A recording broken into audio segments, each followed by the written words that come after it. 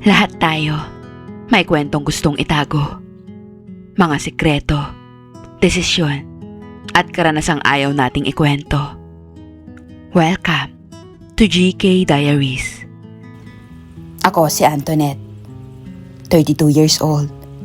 May asawa akong si Alan, 35 years old. At may isa kaming anak na babae na si Mika, 5 taong gulang. Mahal namin ang anak namin. Pero dahil pareho kaming tutok sa negosyo, pansamantala naming pinagkatiwala sa magulang ko. Mas gusto rin naming maalagaan siya na mabuti kaysa isama siya sa magulong araw-araw sa talyer. Magkasama naming itinayo ni Alan ang maliit na talyer hanggang lumaki at nagkaroon ng 2 branch. Tigisa kami ng binabantayan. Sa simula, masaya ako dahil katuwang ko ang asawa ko sa pangarap namin. Pero habang lumilipas ang panahon, mas lalo siyang naging abala. Halos wala ng oras para sa akin. Ni para sa simpleng hapunan o maikling kwentuhan bago matulog. Minsan, naiisip ko, asawa pa ba ako o kapartner na lang niya sa negosyo? Kung tatanungin niyo, maputi ako, medyo chinita. May balingkinitang katawan kahit may anak na. Mahaba ang buhok kong itim na alaga ko. At kahit nasa talyer, sinisiguro kong presentable ako. Pero madalas kong tanungin ang sarili ko, napapansin pa ba ako ni Alan bilang babae? Hanggang sa dumating si Rodel. Siya ang bagong mekaniko sa branch na hawak ko. 37 years old siya. Mas matanda ng ilang taon sa akin. Moreno, matipuno, at may tindig na kahit balot ng grasa at pawis ay hindi maitatago. Hindi siya gwapo sa pamantayan ng iba. Pero may kakaiba siyang dating. Isang presensyang mahirap hindi mapansin. Isang hapon, lumapit siya sa akin. Ma'am, pakitiin po neto. Hindi ko kabisado kung tama ang parts na binili. Sabi niya, sabay abot ng resibo. Kinuha ko yun. Pero imbis na tumingin agad, nahuli kong pinagmamasdan siya. Bigla akong nainitan. Hindi ko alam kung dahil sa panahon o dahil sa kanya. Tama naman. Next time, huwag kang mahihiyang magtanong sa akin ha. Sagot ko. Pinilit kong gawing normal ang boses ko.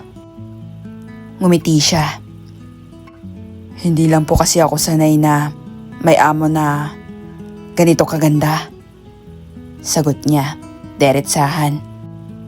Napatigil ako. Ikaw, binubola mo pa ako. Baka mapagalitan ka ng asawa ko kapag ganyan ka magsalita. Mahina kong sagot. Lumapit siya ng kaunti. At sa mababang boses, bumulong siya. Paano kung hindi niya malalaman, ma'am? At doon, nagsimula ang lihim na tukso na hindi ko alam kung kakayanin kong pigilan. Nang marinig ko kay Rodel ang mga salitang, kung hindi niya malalaman. Parang may kuryenteng dumaloy sa katawan ko. Napatitig ako sa kanya. Pilit kong ipinapakita na hindi ako natitinag. Pero ramdam kong mabilis ang tibok ng puso ko. Rodel, huwag kang ganyan. Mahinang sabi ko.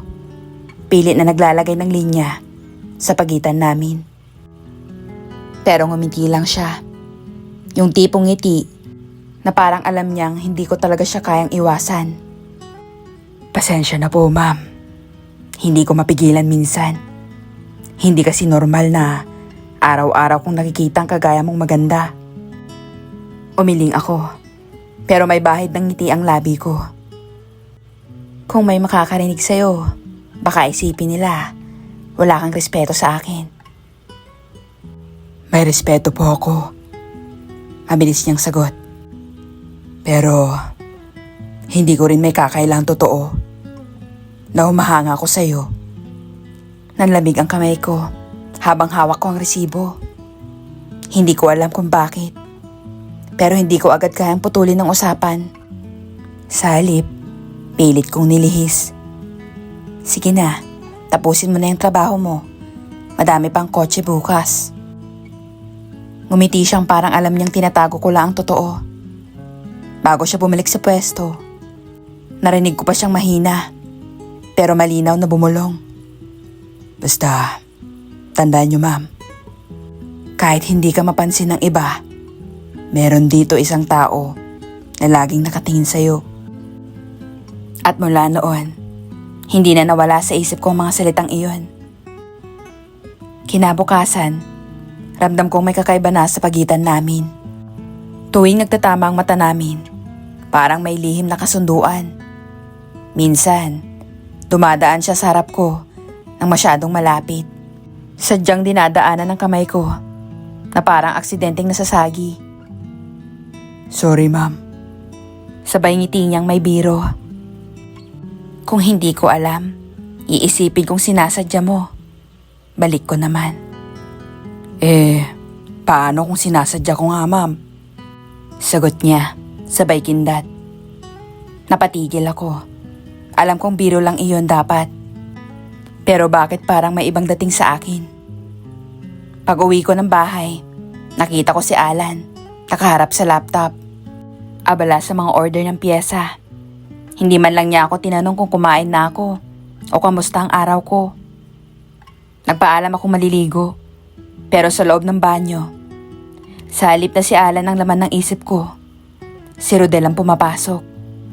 Ang paraan ng ngiti niya, ang boses niyang mababa at puno ng kumpiyansa. At doon ko naramdaman, nagsisimula na akong mahulog sa isang bagay na alam kong hindi ko dapat pinapasok. Simula na mga huling araw, ramdam ko ang pagbabago. Kapag pumapasok ako sa talyer, si Rodel agad ang unang bumabati. Laging may ngiti, laging may titig na parang may lihim na ibig sabihin. Hindi ko alam kung imahinasyon ko lang.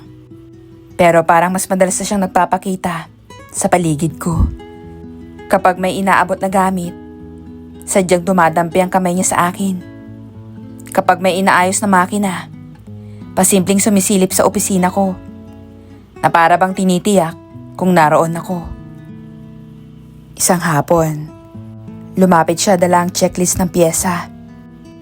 Pinirmahan ko iyon at ibinalik sa kanya. At tinitignan ako ng diretso. Parang binabasa ang iniisip ko. Ngumiti siya, hindi umatras. Bakit ma'am? Natatakot ka bang malaman niya? O natatakot kang totoo ang nararamdaman mo? Nanahimik ako. Hindi ko alam ang isasagot. Totoo ba ang sinasabi niya? O baka masyado lang akong nagiging mahina sa atensyon na matagal ko nang hindi nararamdaman kay Alan? Rodel, huwag mong gawing biro to. Hindi po ako nagbibiro ma'am. Sagot niya. Seryoso ang muka. Lagi kitang iniisip Ma'am Antoinette. At kahit bawal, kahit mali, hindi ko mapigilan. Napasinghap ako. Hindi ako makapagsalita. Kinagabihan, pag-uwi ko, nadatnan ko si Alan. Tulog na sa sofa. Nakabukas pa ang laptop at nakaplay ang isang video tungkol sa negosyo. Pinagmasdan ko siya saglit. Mahal ko siya. Oo. Pero bakit parang lumalayo na siya? Habang nakahiga ako, hindi ang asawa ko ang naiisip ko, kundi ang boses ni Rodel. Gabi nang umuwi si Alan mula sa talyer na hawak niya. Habang kumakain kami, bigla siyang nagsalita. Oh, babe, baka gabihin ako bukas. May birthday ang isa sa mga kaibigan ko. Doon kami magkikita ng barkada. Hindi ka na siguro dapat sumama. Baka nabagot ka lang doon. Okay lang ba? Napatango ako. Pilit na kalmado ang muka. Okay lang, babe.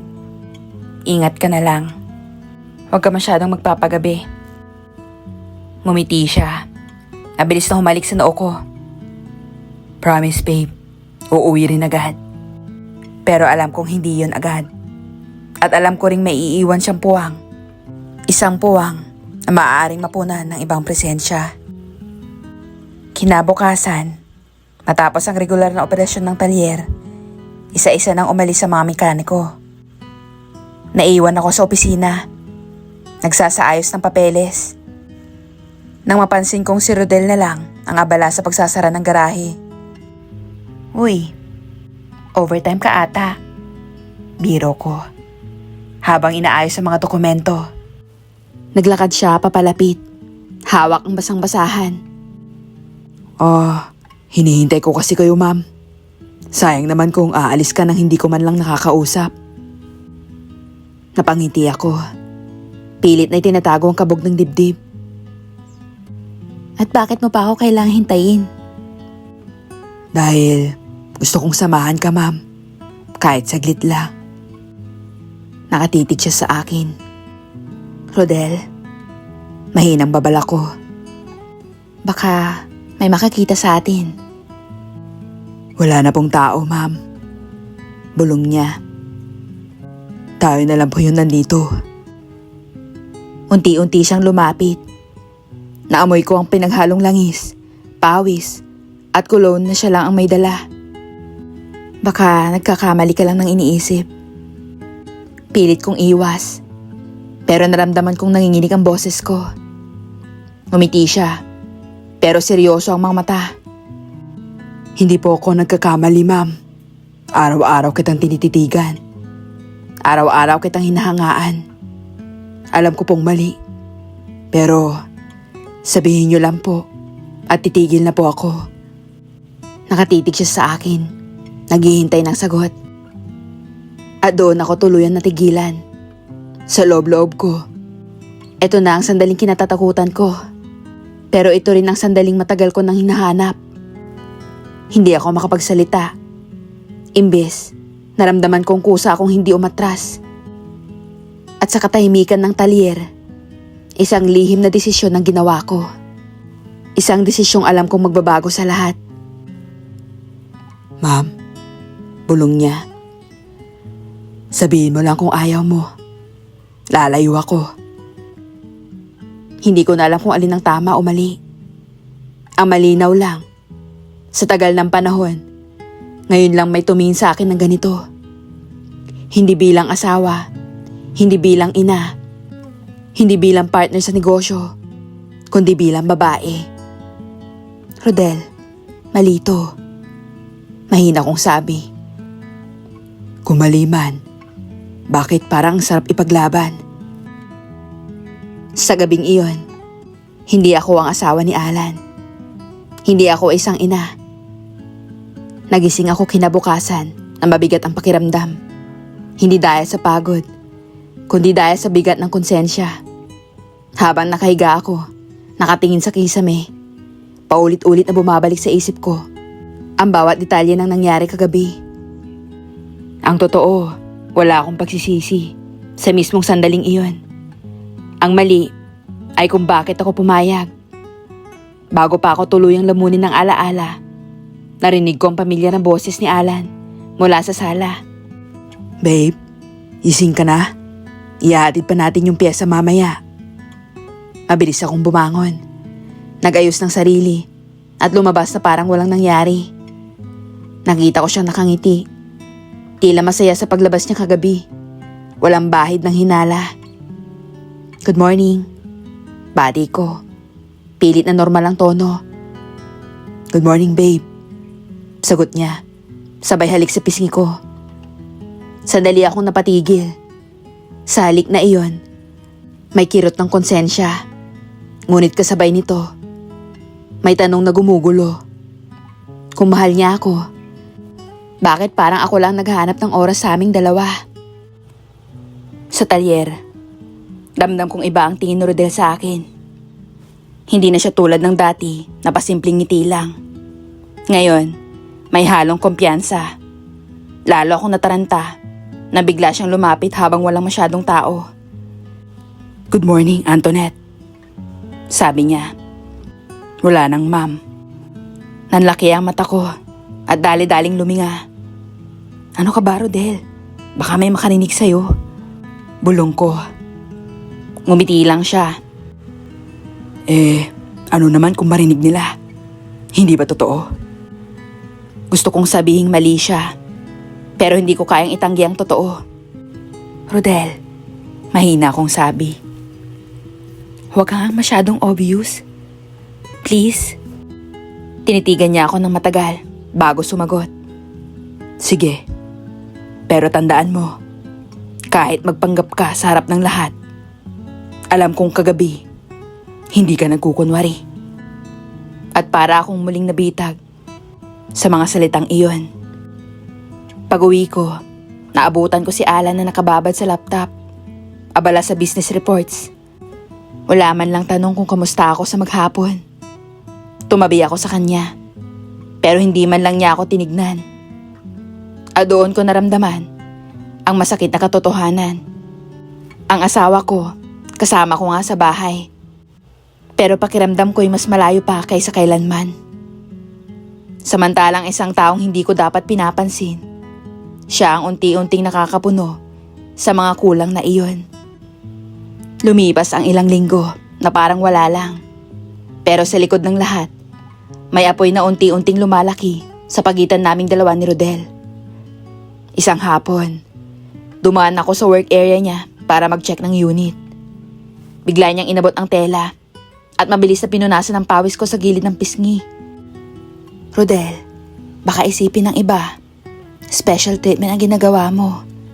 Bulong ko, pilit na pinipigilan ng ngiti. Totoo namang special ka. Sagot niya, sabay kindat. Tumalikod ako agad. Pero bago pa ako makalayo, narinig ko siyang muling bumulong. Hindi na ako makakabalik sa dati. Napahinto ako. Gusto kong sabihing hindi. Pero bakit mas gusto kong paniwalaan siya kaysa kumontra? Sa bahay, tuloy pa rin ang pagiging abala ni Alan. Lagi siyang may inaasikaso. Laging may bagong plano para sa negosyo. Pero sa lahat ng plano niya, parang hindi ako kasama. Minsan, tinangka akong magbukas ng usapan. Babe, kamusta na tayo? Hindi ba pwedeng kahit isang gabi? Tayong dalawa lang? Babe, sorry. Pagod ako. Next time, promise. At muli siyang lumubog sa trabaho. At doon, lalo akong binalot ng guilt. Dahil habang tinatanggihan ako ng asawa ko, may isang lalaking handang ibigay ang lahat ng atensyon niya sa akin, kahit bawal.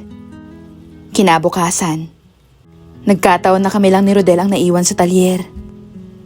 Tahimik akong nag-aayos ng papeles nang bigla siyang lumapit. Antoinette, tawag niya. Tumingin ako. Hanggang kailan natin itatago to? Hanggang kailan ka magpapanggap na wala kang nararamdaman? Nanlaki ang mata ko. Rodel, huwag kang ganyan. Alam mong... Hindi ko natapos ang salita nang hawakan niya ang kamay ko. Alam kong natatakot ka. Pero ramdam ko, hindi lang ako ang nakakaramdam nito. At kahit ano pa man ang sabihin mo, hindi mo na rin kayang tumalikod. Hindi ko siya masagot. Dahil sa loob-loob ko, alam kong tama siya. Sa gabing iyon, pag-uwi ko, hindi ako nakatulog agad. Nakatingin ako sa kisame habang nasa tabi ko si Alan na mahimbing ang tulog. At sa isip ko, malinaw ang tanong na hindi ko kayang sagutin. Kung mali ito, bakit parang mas totoo ang nararamdaman ko kay Rodel kaysa sa asawa kong kasama ko gabi-gabi? Akala ko, tuloy-tuloy na lang ang pagkukulang ni Alan. Pero nagulat ako ng isang araw. Bigla siyang dumating sa branch ko nang wala man lang pasabi. Paglabas ko ng opisina, nadatnan ko siyang nakaupo sa waiting area. Nakapolo pa at mukhang naglaan talaga ng oras para bumisita. Oh babe, anong ginagawa mo rito? Tanong ko. Ngumiti siya at tumayo agad para salubungin ako. Wala babe, namiss lang kita. Naisip ko, bakit ba puro negosyo na lang lagi? Kaya eto, nag-drive ako dito para sunduin ka. Date tayo mamaya. Matagal ko nang hinihintay marinig yun mula sa kanya. Nang gabing iyon, dinala niya ako sa paborito naming kainan Nung bago pa lang kami mag-asawa. Ramdam ko ang effort niya. Nakikinig siya sa mga kwento ko. Hawak niya ang kamay ko sa ilalim ng mesa. At para bang bumalik kami sa dati. Alam kong napapabayaan na kita, babe. Bulong niya habang nagsasalin ng wine. Pero gusto kong bumawi. Gusto kong ibalik yung dati nating lambingan. Napatitig ako sa kanya. Matagal ko nang gustong marinig iyon. Pero bakit? Sa kabila ng lahat, may boses pa rin sa isip ko na nagtatanong kung totoo ba to o dahil lang sa guilt niya. Ilang araw ang lumipas. Ramdam ko ang pagbabago ni Alan. Minsan, bigla siyang dumadalaw sa talyer ko. Dala ang paborito kong merienda. Minsan naman, inaalok niya akong ihatid pa uwi kahit abala pa siya. At doon, lalo akong naguguluhan. Dahil sa bawat ngiti at hawak niya, may bahagi ng puso kong nagsasabing, ito yung lalaking pinakasalan ko. Ito yung dapat kong piliin. Pero sa bawat pagkakataon na umaalis si Alan, hindi ko maiwasang hanapin ang titig ni Rodel. Yung titig na laging nagpaparamdam na babae ako, hindi lang asawa o business partner. Isang hapon, habang inaasikaso ko ang papeles sa mesa, dumating si Alan na may dalang bulaklak. Tumawa ako, medyo naiilang. Babe, baka isipin ng mga tao, nililigawan mo pa ako ulit. Biro ko. Bakit naman hindi, babe? Asawa kita. Dapat nga, araw-araw kitang nililigawan. Sagot niya. Sabay halik sa noo ko. Napatigil ako. Kung ibang araw yun, baka matunaw ako sa kilig. Pero ang totoo, ramdam kong biglang kumirot ang dibdib ko. Hindi dahil kay Alan, kundi dahil alam kong sa kabilang banda ng talyer, nakikita ni Rodel ang lahat ng iyon. Sa gabing iyon, hindi ako mapakali. Nakahiga ako sa tabi ni Alan, na tila masaya sa bagong effort niya. Habang ako naman ay lumulubog sa sariling isip. Kung bumabalik si Alan sa dati, bakit hinahanap ko pa rin ang lambing ni Rodel? Kinabukasan, maaga pa lang, naramdaman ko na ang kakaibang tingin ni Rodel habang nasa trabaho. Hindi siya katulad ng dati. Ngayon, halatang may hinanakit sa mga mata niya. Habang nag-check ako ng resibo sa mesa, bigla siyang pumasok sa opisina ko. Wala man lang paalam. Diretsong isinara ang pinto. Rodel? Gulat kong tawag. Bakit ka? Anong ginagawa mo, Antoinette? Malamig niyang sabi, pero halatang pinipigilan ng emosyon. Ha? Ano na naman bang? Si Alan. Nakita ko, dinadalhan ka ng bulaklak at pagkain. Nakita ko kung paano siya ngumiti sa'yo. Akala ko ba, akin ka? Parang binuhusan ako ng malamig na tubig. Hindi ko alam kung paano sasagot. Rodel, asawa ko siya. Ano bang gusto mong gawin ko? Hindi ko naman siya pwedeng itulak palayo. Lumapit siya. Mariin ang bawat hakbang. Hanggang sa ilang pulgada na lang ang layo niya sa akin. Pero ako ang pinili mo ng gabing iyon, Antoinette. Bulong niya. Huwag mo sabing panandalian lang yun. Hindi mo kaya. Ang totoo, tama siya. Rodel, huwag tayo dito. Baka may makakita. Pabulong kong sagot, nanginginig. Pero imbis na umatras, lalo siyang lumapit. Hindi ko na kaya magpanggap, Antoinette. At alam kong ikaw din. Kahit anong effort ni Alan, hindi niya kayang ibalik yung nararamdaman mong nawala na. Kasi ngayon, ako na ang nagbibigay nun. Pero sa loob-loob ko, alam kong natatabunan na ng tukso ang mga salita ng asawa ko kagabi. Bago pa siya tuluyang makalapit, biglang may kumatok sa pinto. Ma'am Antoinette, may naghahanap po sa inyo. Boses ng isang staff. Mabilis kaming naghiwalay ni Rodel. Pero sa mga mata niya, Malinaw ang sinasabi. Hindi ka na makakawala sa akin. At sa gabing iyon, habang nakahiga ako sa tabi ni Alan na mahimbing na natutulog, iniisip ko ang dalawang lalaki sa buhay ko. Isa, ang asawa ko, na nagsisikap bumawi. Yung isa, mekaniko ko, na handang suungin ang lahat para lang ipaglaban ako. Hanggang kailan ko kakayanin ang ganitong klase ng laro bago pa may masaktan ng husto? Matapos lahat ng nangyari, napagdesisyonan ko sa wakas, tama na. Ayokong sirain ang pamilya ko. Ayokong tuluyang mawala si Alan, lalo pat nakikita ko kung paano siya nagsisikap bumawi sa akin.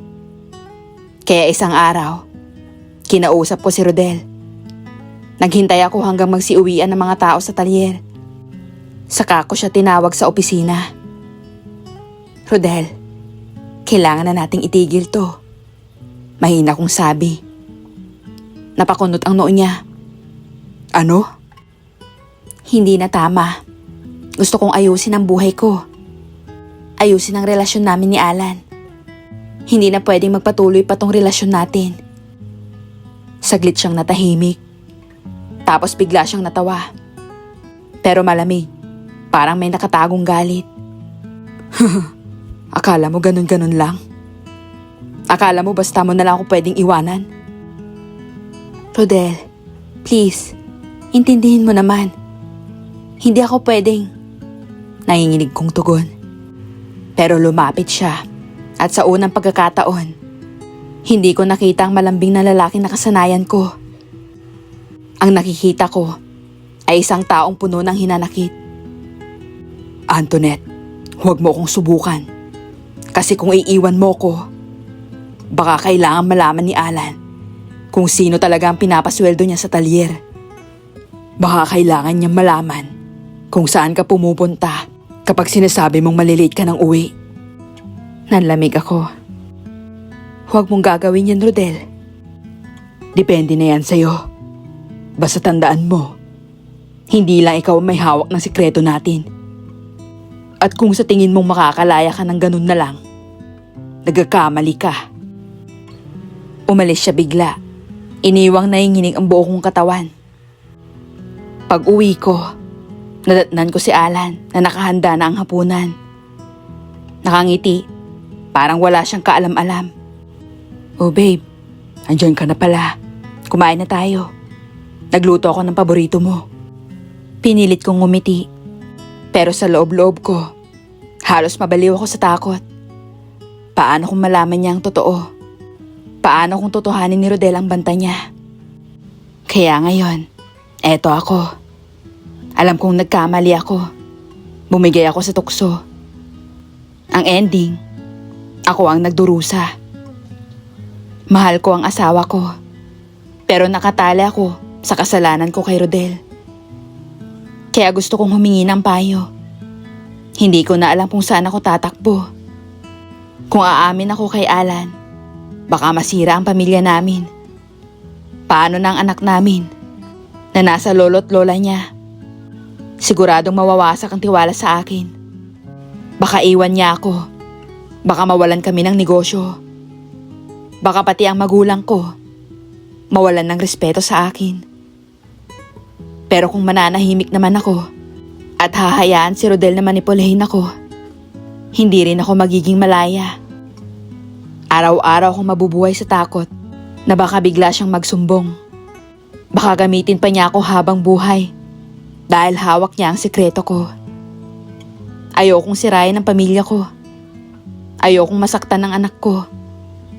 Pero ayoko ring maging alipin ng kasalanan ko at ng pananakot ni Rodel. Kaya kayo, kung kayo ang nasa sitwasyon ko, aamin ba kayo at haharapin lahat ng consequences? O pipiliing magtago ng lihim habang buhay, kapalit ng katahimikan ng pamilya? Sana matulungan niyo po ako. Hanggang dito na lamang. Lubos na gumagalang. Antoinette.